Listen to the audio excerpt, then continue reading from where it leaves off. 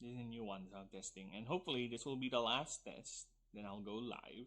Of course, I don't think I'll be able to play or stream an emulated game anyway. So maybe I'll definitely play something better. And I'm already at the point of the game. This is the casual run now. I reached the end game. There's a Pokemon. There's no technically rematch of the Pokemon League like what you do before. Like before, no more Elite Four record or Hall of Fame records, which is one of the reasons why I really find it annoying and a bit lazy on their part. So why they're not doing that? They should be doing that. It's fine. It adds flavor. It gives the player more attachment to their team. What are they trying to save space? Because it's gonna crash the game eventually because of all the memory it's gonna eat in the cartridge. I don't know what's the logic there, but it's a real shame it's no longer available. Now, what they had to replace it with, the rematching of the Pokemon Leagues, is here, for example, is the tournament. Yeah, there's some sort of a tournament in the academy, which is fine. Actually, it makes more sense that way. I like it. I like that. At least that's an excuse. And I'm kind of used also with the Pokemon League, or rather the high level content is just around 60, 70. And I'm glad they're pushing for 80, 90 level opponents now, so that's good. That's good. Because I'm really not deep into competitive with this one, because I just like collecting them and just playing them playing around with them every now and then, I would consider a game complete once I have captured all the Pokemon available in that version. Everything. So, for example, if I ever do, I have a save Ultra Sun that I have all the Pokemon there, all from Bulbasaur to the last one, Marshadow. Yeah, that one. So yeah, that's basically endgame for me. I'll train them up, at least have them fight the Pokemon League once, rotate some of my favorites in and out every now and then. And that's it. Once I've trained everything, fought the Pokemon League like hundreds of times, I would consider that as a complete game. That's the Pokemon. But lately, of course, considering the number of Mons out there, and time is forever my enemy now because of getting old and shit, and of course life, forever busy, forever doing things. I rarely get to do that. The Sun and Moon save I think I only did one rotation. I'm going for the second one, but I just decided, let's try Scarlet and Violet. Then I tried it. I kind of like the open world aspect of this game. I really do. But they need to refine this experience a bit. It's too fucking open to the point that you can easily over-level the gyms. There's no real order to the gyms, by the way. So I got 2 gym badges. One from the lowest level gym, and everyone I think it's the 3rd lowest level gym. And then I just walked around to the nearest city, then all of a sudden, hullabaloo, I'm encountering like level 30, 40, level 40 Pokemon, and I'm just low 30s at the time with my entire team. I was like, what the fuck is this difficulty scale? It's fine, I guess, but then I found out that I'm like in the mid-level gyms now. There's gyms that are lower than this. It's annoying. Pokemon games are really not that hard because you can easily outlevel everything, but doing that in an open world still without considering the possibility of that is ruining a lot of the gameplay. You'll get to a point where just constantly just pressing A. Hopefully. Now back to the open world. Yeah, they should have at least made the gym's level scale where wherever you go, since the wild Pokemon where the wild Pokemon there are fine, you know. They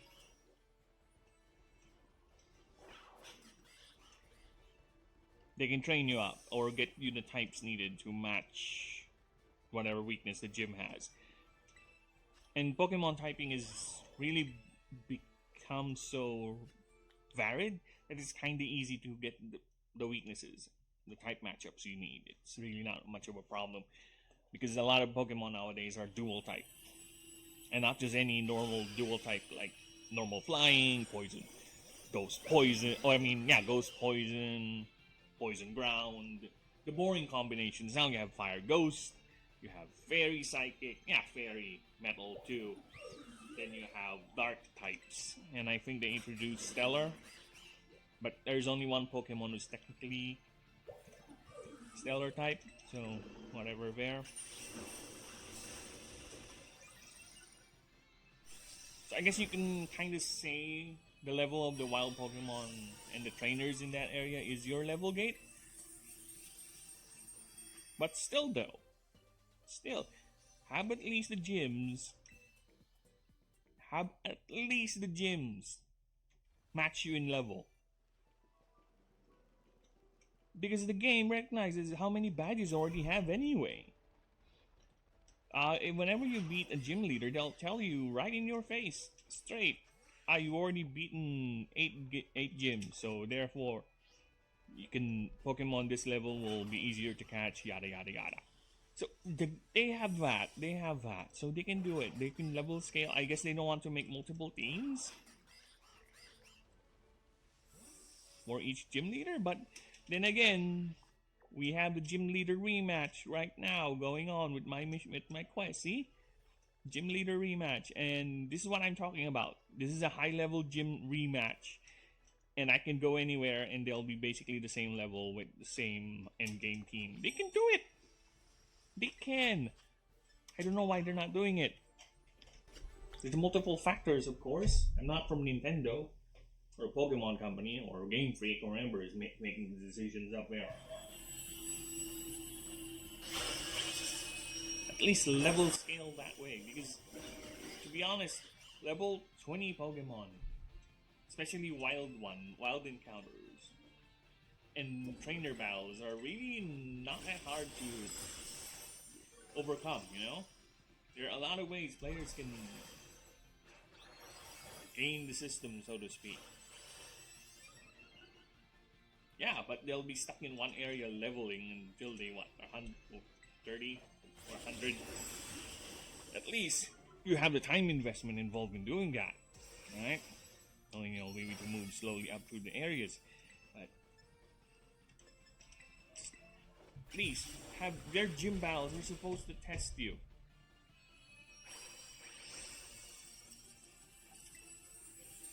That's the thing. That's one of my major gripes with the open world. I really liked it.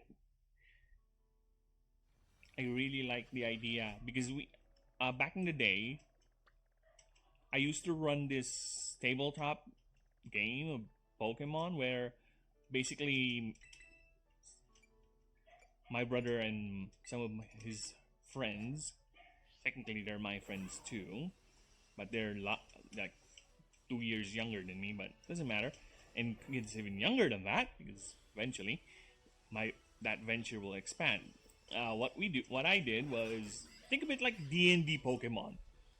I have a set of rules. I have based on the cards will be the actual Pokemon they raise, they level up.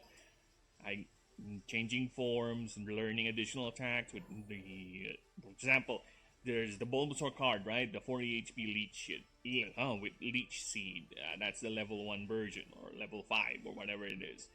Then it will learn eventually a new move after a certain upgrade, because there's no real way to track the levels there for me. A much more easier way is for them to earn experience points and just spend the experience points. That's the way I made the game to upgrade the Pokemon. So they would spend, like, for example, one battle is 1 experience point. So after they accumulated like 10 experience points, they'll be able to upgrade a Bulbasaur to learn a new move. Then it will be the other Bulbasaur card with the other move. There you go, that's how I do it. Same for evolution. It's up to them. I'll tell them how many upgrade experience points it requires for them to evolve Pokemon, yada yada yada. They can upgrade the HP, everything. So it's really fully customizable, whatever your Pokemon is, D&D. The only limit is, of course, the cards. So players need to be economical with that. Yeah, because of that, I spend a lot of money buying multiple copies of of every particular Pokemon. Of course, technically, I need 4 for the decks. But of course, when my sessions run around 4 players, so plus the gym battles. So I need Pokemon for that too, gym battles and trainer battles. So I need like 5 at the most per copy. It's fine. Eventually, we had fun, the rule sets and everything. So back to my point. The way I set the world is actually they can go anywhere. There's no real blocks. Of course, they start in Pallet Town. Then they walk around, wherever they might go, whatever. The map is basically a copy of the games. However they go, whatever challenge gym they want to challenge, because what I did there, the badges, since there's no levels, what I did with the badges is it grants certain passive buffs to the trainer. Because not only the Pokemon levels up there, or rather has abilities or upgrades that trainers do. So, for example, if you win this, because that's another thing. You can re-challenge the gyms as much as you want. It's not just for the badges, because every time you win, you get the perk. You get a charge of the perk. For example, I believe what I did was for the lightning gym or the lightning badge. What I did was you get to add a modifier to the Pokemon attack of your choice to have a paralytic effect. Stuff like that. So, and you can challenge any gym you want, but to enter the league, challenge the Elite Four, you need to have all 8. So it's basically you choose how you approach sort of strategy. It's very open world. You do you. Then when Gen 2 comes along, introduces the Johto map, of course I'm gonna copy it, and I copied it. And now it's even a bigger open world because they can either choose the starters for Gen 2, start in the Johto map, and just run around there. Other players start in Johto, other players start in Kanto, whatever they want. Then Gen 3 comes along, then I really didn't copy the Hoenn maps. I just basically every starter is available, and they just need to choose where they want to start.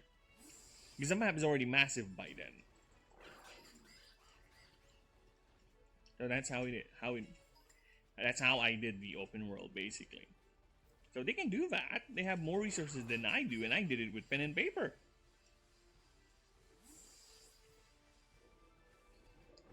Right? They can do it. It's a matter of time. Execution. But the thing is, again, I don't know what's going on with the company. Maybe they're really not earning much with Pokemon. They just need to rush the games out as much as possible. Possible. I don't know. I don't believe it. But there you go.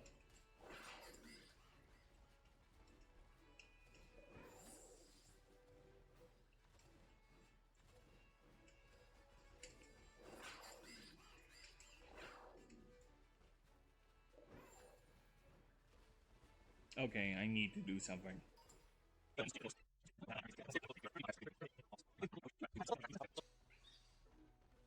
We are gonna be like the Pokemon champion that we are and persevere. As long as oh my god, really. As long as Pokemon are spawning and assets are loading, I don't care about the Tism trees, okay? Now, okay, back to my first impression so-called critique of the open world. Which again, I adore. Another thing is density. As you can see, it's wide open spaces, right? There's no real choke points, aside from several specific areas of the map. But then again, the world feels so empty. It feels so empty. Look at this. This path right here. See? Aside from the Pokemon roaming around, which is neat. I like this. To be honest, I really like this novelty of the Pokemon running around. You know, it makes it feel alive. But what I mean by empty is, where are the trainers? You know, it doesn't feel like a living world. It doesn't. What I mean by living world, it doesn't feel like a world where people live in. It feels like a world where Pokemon live in. Aside from, if I turn here, I can see my buildings. There you go. There's a house. Yeah. Oh, yeah. Oh, I'm in a place that's civilized apparently. But where are the trainers? You know, where are the Pokemon people who are roaming around? The Pokemon Rangers, Pokemon trainers that are just not part of the academy, Pokemaniacs, Pokemon breeders. Because diversity in this, in terms of the types of trainers there are, very few. Most of them are either going to be students, one female dragon tamer, a lot of hikers, a singer, and I remember finding one painter, and nothing else. I think there's construction workers. I guess there's the martial artist, but unlike with the previous titles, there's a variation between the genders. There's a female martial artist.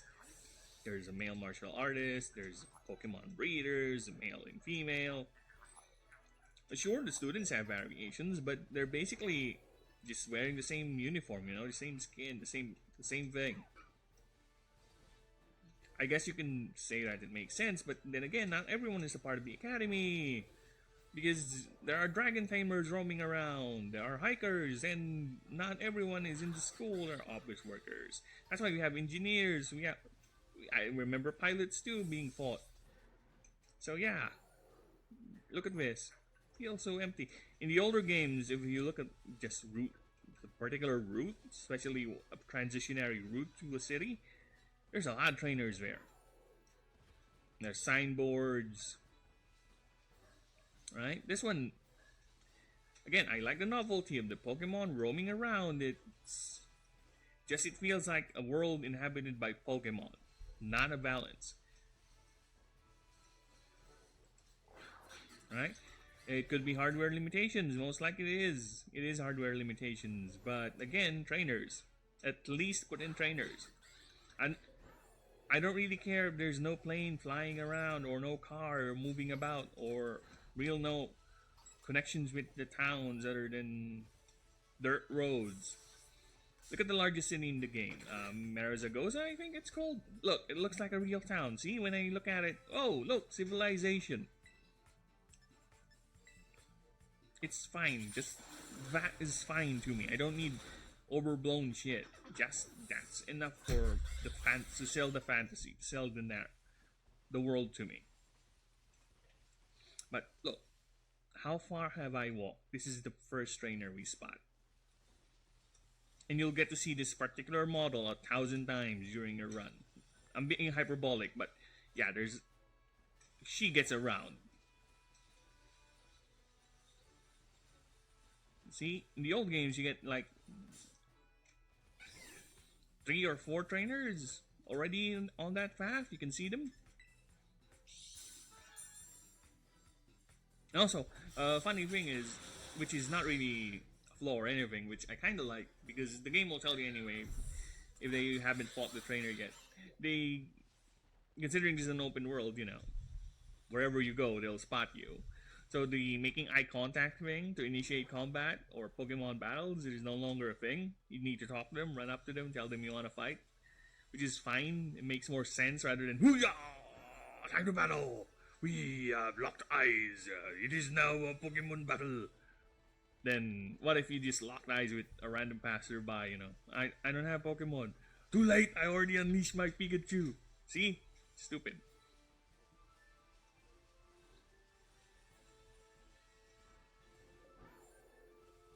See, barely anyone is there.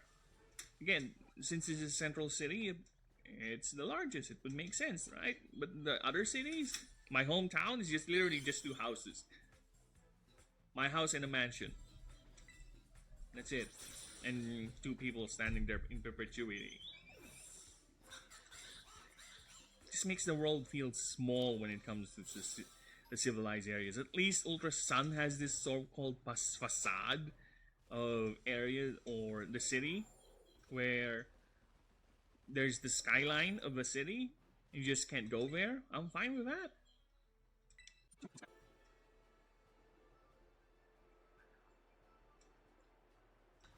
And it's one thing.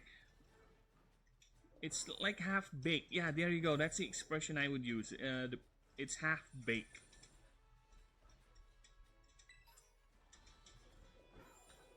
They have this neat idea for an open world. Again, I have not played Sword and Shield, so I don't know how it works there. It's the first time I ever engage with a Switch-based Pokemon game. I don't know how it works there, but here, I don't know if they made it worse, or it was even more late. It was even good. I don't know. I really don't know. I don't even know the words to choose for it. But basically, for my experience here, first time, that's what I saw. And having played the other games, yeah, it's nice. It's like a safari zone. I like a perpetual continent or region-sized safari zone, where there's no real towns, no real civilization in between the cities. It's just empty wilderness. See? Look at how far apart the trainers are. Pokemaniac. You've seen like a good 30% of the trainer models already. No Pokemon aces. Where's my aces? Yeah, going to the Pokemon League, there's not even a victory road anymore.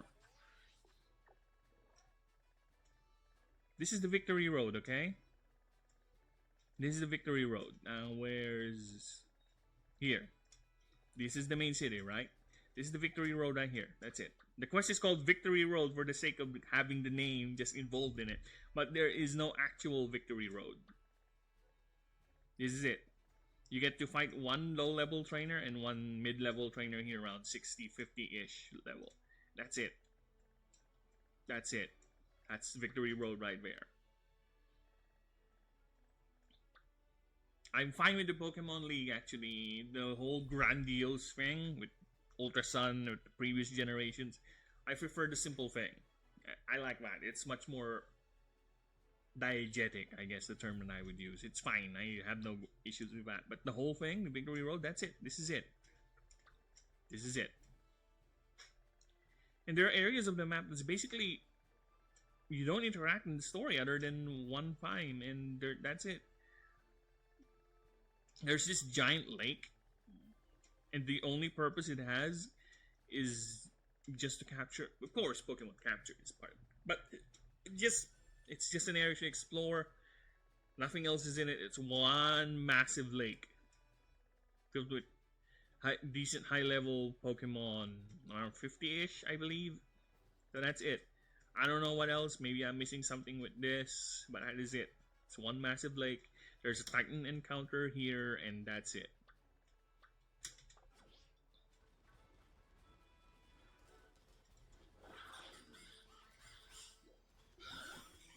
Another thing about the open world, but it's disappointingly half-baked because I liked it. I really, again, I keep on saying this, I really, really like the idea of the Pokemon roaming around, you able to choose and pick the ones you want to capture by being all ninja-like, sneaking, and just, if you don't want to fight any Pokemon or have any encounters, you just be evasive. We just run around. You just be good at dodging, see? Like that, see? I'm not good with that, but yeah, you can technically do it. I like that concept. You don't need to spray a repel potion or repel thing.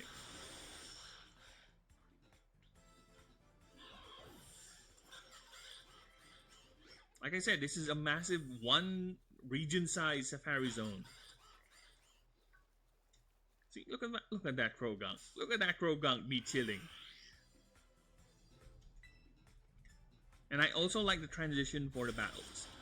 Although the animations can be lacking, especially with the effects, it doesn't have these full screen grandiose move animations like it had before. I like the transitions before the fights. It's not, well, we lost the dun dun dun dun, then the lock. We lost that, but this one is much more quicker, and it helps a lot when you're training and you're leveling your Pokemon, because when you're doing that and that neat animation plays for like 170 times, that adds to the grind. It's unnecessary. It's good for like novelty's sake, but this is a grinding game in certain respects. So this, like this, done. Fight. That's it. The transition is smooth. I like it. I really like it. The animations, though, yeah, a bit lacking on that regard, but I did remember seeing something about the Pokemon lacking personality, and thus far, not really. Look at this guy. I can't get his name right. Sorry. I can never get his name right. Quackabal? Yeah. Quackabal? Quackabal. Quackabal. Whatever. Quackabal here? Look at him. Look at this goober. See? Look at him run. Little goofy legs and his floppy arms. A lot of personality there. See? So they did well with the animations as far as from what I've seen, because let me just switch around with the Pokemon with my team here. Because they're very varied. Their personalities shine through.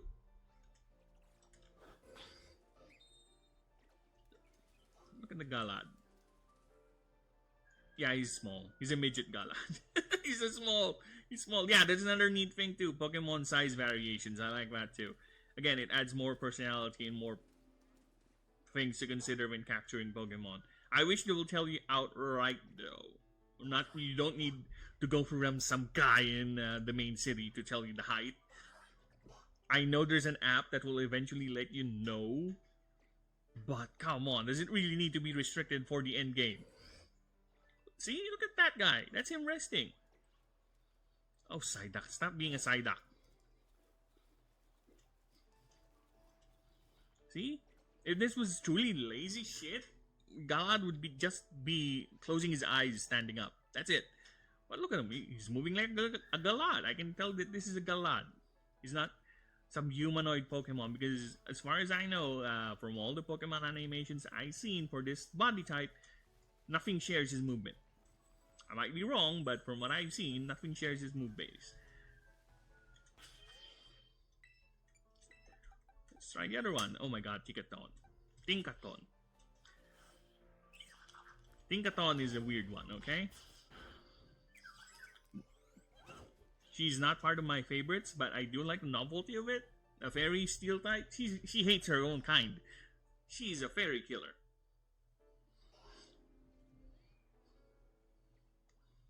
She outmatches a lot of fairy Pokemon. Unless there's a fairy fighting type I'm not aware of, or a fairy fire type, or a fairy ground type, maybe. But from what I've seen thus far, she's the fairy killer. She hates fairy types.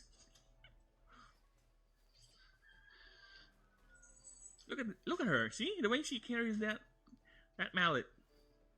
Just look at the Psyduck though. That's a good example too. Look, that's a Psyduck right there. I can tell it's a Psyduck.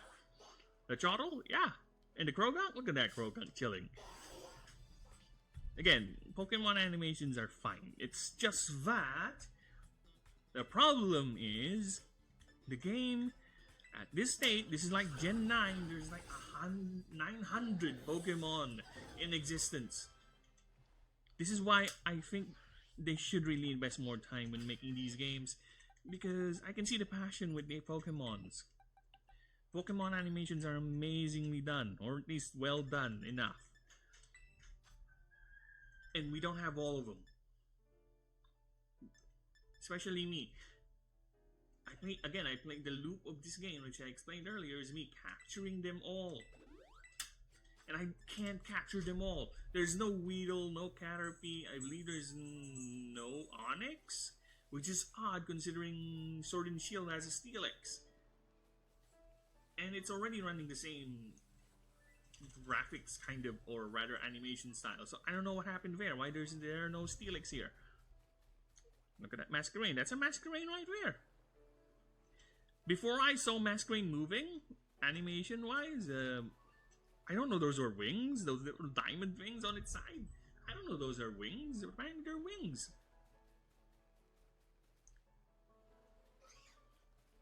No Pokemon Predations though. Okay. So yeah, it's a bit disappointing, and if they took their time, they can do it. Look at that Mankey. That's a Mankey. That's how a Mankey would. See, angry Mankey right there. Let's get away from me, bitch, Mankey. That Vigoroth. Look at the move. Look at the Vigoroth move. Okay, Vigoroth. Why didn't you open your mouth? There you go. See, that's a Vigoroth. Yeah, that's how the Vigoroth would be. It's gonna be aggressive. It's a Vigoroth. Before it gets all slacking, it's very active. So, aggression. There you go. It's neat.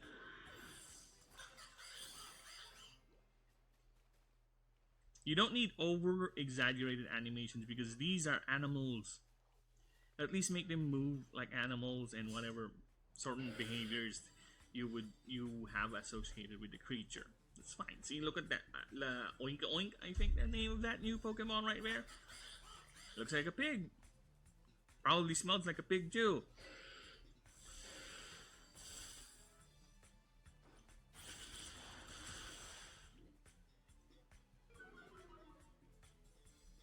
Wow, really? Survive that? Oh, endure. Whatever. I like that, okay?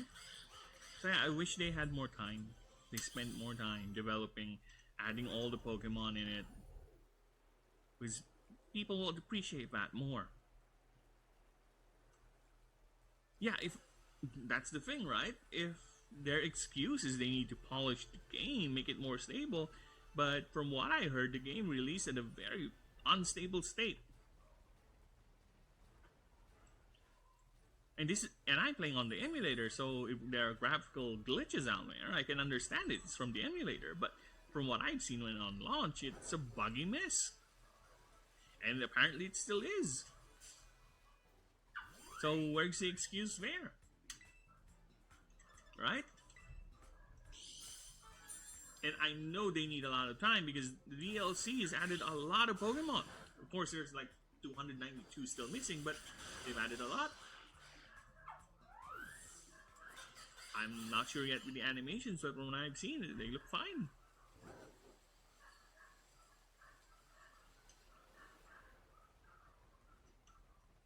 I'm in Area 5. Why am I in Area 5? Get out of here.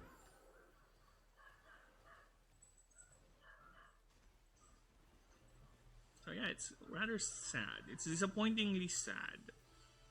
It's half-baked.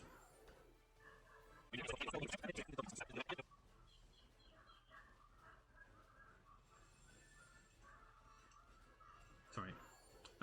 I'm looking for anything. It's violet. Violet and glowing on the ground. Okay, so I've done the open world. What else? Yeah, story writing, whatever. It's Pokemon. It's cringe. Gonna be forever cringe. A serious Pokemon game with a serious story. I don't care if they use a child protagonist. The writing has to be at least decent. Again, Puss in Boots is a children's movie and it's written amazingly well. Puss in Boots 2, The Last Wish, not the first one.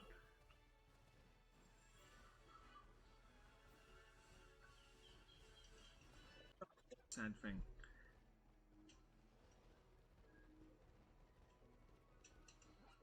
Yeah. Let's continue my little rant, first impression thing. The National Pokedex. I just remembered another thing I don't like. There is no National Pokedex. There is no national Pokedex. Why? I don't know why. Oh yeah, because they can't add, or they did not add all the Pokemon. Yeah, so there's no national Pokedex. But this has been a problem since Sun and Moon. My Ultra Moon save. There is no national Pokedex, yet I do appreciate them having all the Pokemon be available still. And having all the legendaries with their all little unique knickknacks be still available.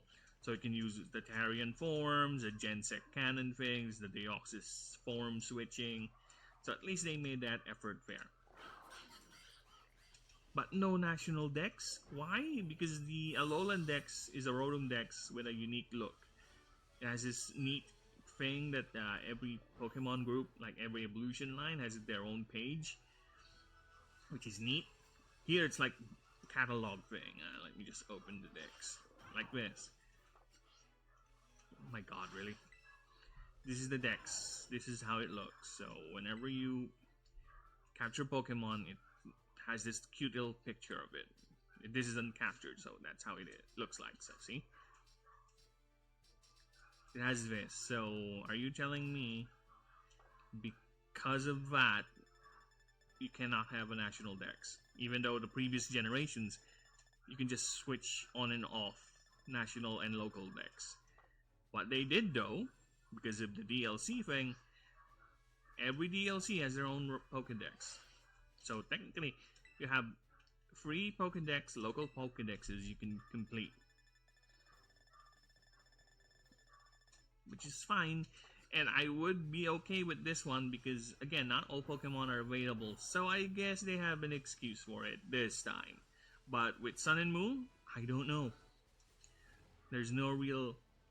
Oh my god, really haven't beaten you yet? Oh my god, you're so gonna get beaten up. See how sparse the trainers are? You miss them.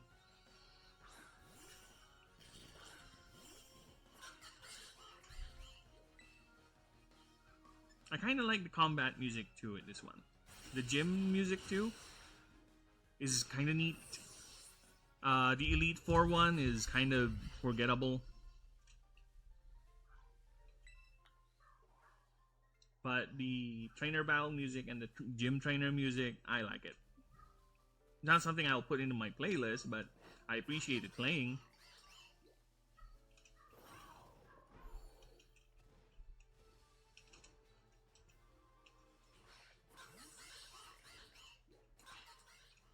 Yeah, because I have Mew and Mewtwo. Don't ask how I got them. Because this is, again, from an emulator. And there's no way I'm going to use this save, if ever, to trade online. Because this isn't from an emulator. And I got these Pokemon by doing some magic. Okay? Got Mew and Mewtwo, but they have no dex entries.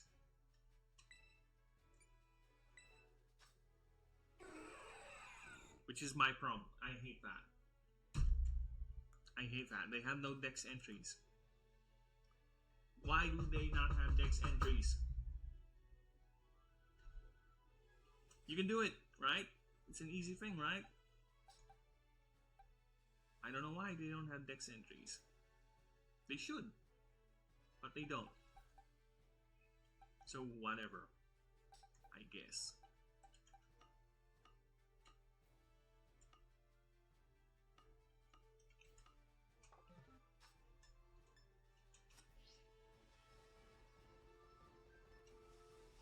And Mew is my favorite. This little goober here, this little fleamy thing, this little pink thing, this floating fierce pink thing is my favorite Pokemon. And I don't even know when was the last time they have included this bugger in a Pokedex.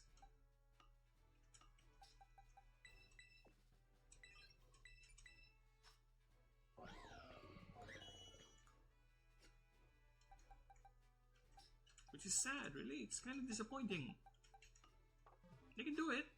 You know, just add a so-called national dex for this generation. It's a free update.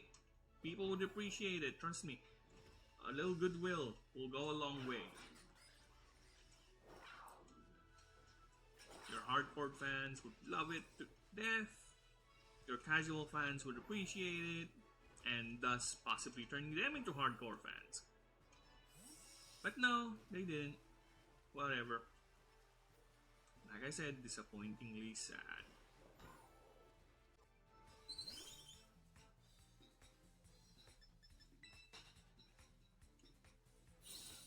With the gimmicks, the Terra thing, I kind of like it.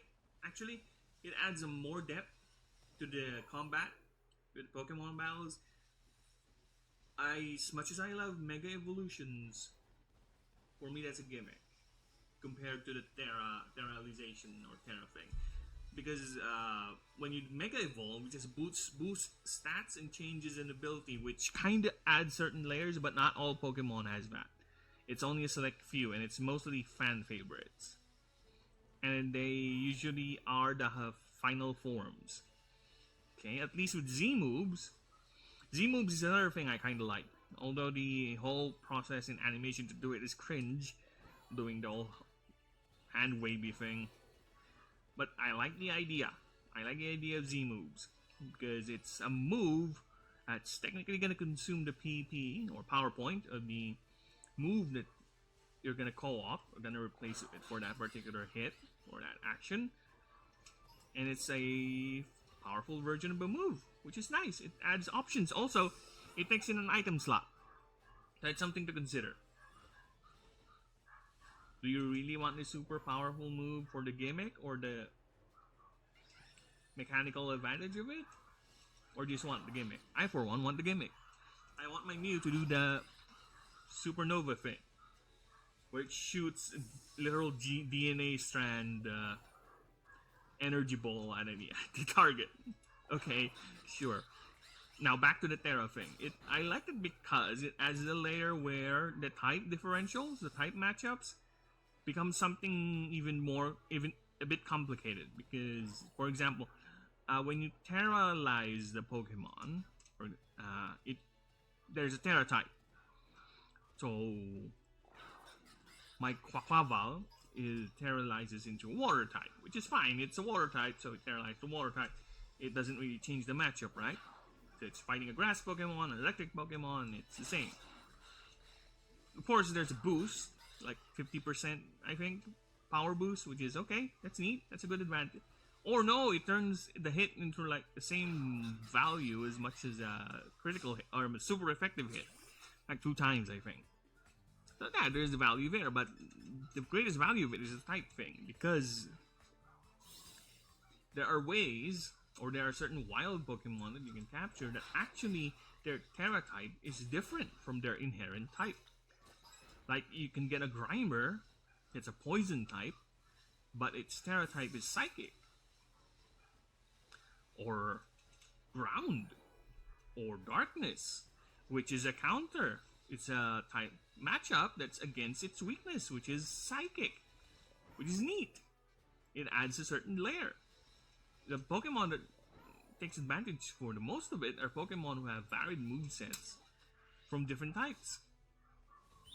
Like my Galad. My Galad has like 4 different moves from the 4 different types. Unfortunately, its Terra type is just Fairy, but whatever. But you get the idea, right? It's neat. I like that idea. What I don't like, much like the Z move, the whole thing is fucking cringe as hell. Let me just, for visual aid, okay, come here, Luxio. Look at this. This is how the terrorizing thing. Okay, so it's only 1 per fight, and you cannot use it again unless the script demands it, until you go to a Pokemon Center. Okay, that's neat. It's a very good thing you have to consider. So when you terrorize, see, it tells you the type it's gonna affect. So it's gonna apply the super effective thing, or rather the boost. Okay, that's neat. So this is how it looks like. This is why I hate doing it. It's cringe. I do it for the advantage, but not really the aesthetic. Look at that. Why is there a fountain? Why is there a fountain? Why do you give my Quaquaval, who's already flamboyant as it is, which is amazing, I like its design, but why does it have a crown? Why the crown game? Why the cringe crown? Oh, you think a water spout is fine? Other Terra gems are like, what, balloons for flying types? Which is okay. A literal axe embedded on the head of your Pokemon? A chandelier for fire types? A candelabra, whatever? A giant ghost for ghost types? The psychic one, it's fine. The eye thing. A chandelier of edginess for dark types? Why? Why? You already have very diegetic and simplified versions of the type logos. Oh, shit. Look like. You already have these. The ice one is kind of like this. The ice symbol or triple axle to indicate the type. Kind of like that. Can you just make it as simple as that? Why do you need to go all flamboyant? It's kind of hard to identify too, especially for the first time you encounter it. Normal types. You wanna guess what Terra Gem for normal types are? It's a bleeding diamond. A diamond. How is that normal types? I guess it's clear, it's white, but a diamond is it's not just known for its luster, its shininess, but for its hardness. I would assume that could either be a rock type or a steel type or something like that, but no. That's normal. Rock type is the Parthenon. Which is okay, rock, I guess. Made of marble. I don't know, they just love to make these weird design decisions sometimes. At least I can watch the scene move. I can tolerate that. With the crystal, with the Terra thing, with Terralize thing, with those weird foreheads, I guess it plays into the theme that is Spain. The whole, I don't know, the Spanish culture love wearing weird hats? I don't know. It's weird. Doesn't look good. Especially for a super serious, super angry fight. And you terrorize into one of the goofy gems like flying. Okay, this is the fight of my life. I need to win this, otherwise the world will end because this crazy AI is doing shit. And I terrorize my flying type Terra Pokemon and he has balloons on his head. While super serious music is playing on the background. See how it takes you away. Doesn't look good, huh?